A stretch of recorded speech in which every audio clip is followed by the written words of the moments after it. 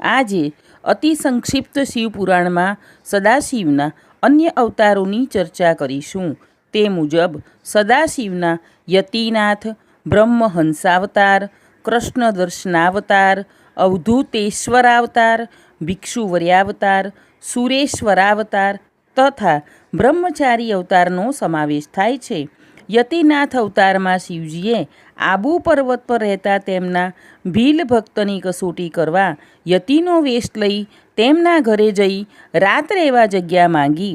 તે રાત્રે ભીલ ભીલડી બહાર સૂઈ જતા ભીલને હિંસક પ્રાણી ખાઈ ગયો અને ભીલડીએ ચિતામાં પ્રવેશ કર્યો. ત્યારે શિવે ભવિષ્યમાં હંસાવતાર લઈ તેમનો ભેટો કરાવીશ તેવું વચન આપ્યું અને હંસાવતારમાં તેમનો ભેટો કરાવ્યો. કૃષ્ણ દર્શનાવતારમાં શિવે નભગને સનાતન બ્રહ્મજ્ઞાન આપ્યું અને તે સર્વ સુખ ભોગવે તેવા આશીર્વાદ આપ્યા.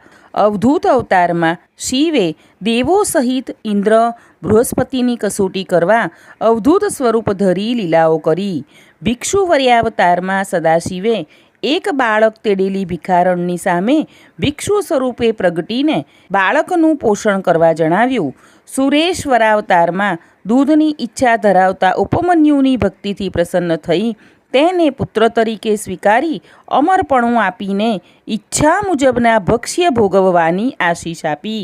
સદાશિવે બ્રહ્મચારી અવતારમાં બે સખીઓ સાથે પ્રગાઢ વનમાં તપ કરતા પાર્વતીજીની કસોટી કરવા બ્રહ્મચારી સ્વરૂપ લઈ પાર્વતીના સ્થાને આવ્યા અને શિવજીની નિંદા કરવા લાગ્યા.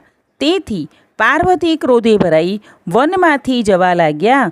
ત્યારે શિવજીએ પોતાનું અસલ સ્વરૂપ તેમની સામે પ્રગટ કર્યું અને કહ્યું કે હે દેવી, મેં તમારી કસોટી કરવા બ્રહ્મચારી સ્વરૂપ ધારણ કર્યું હતું.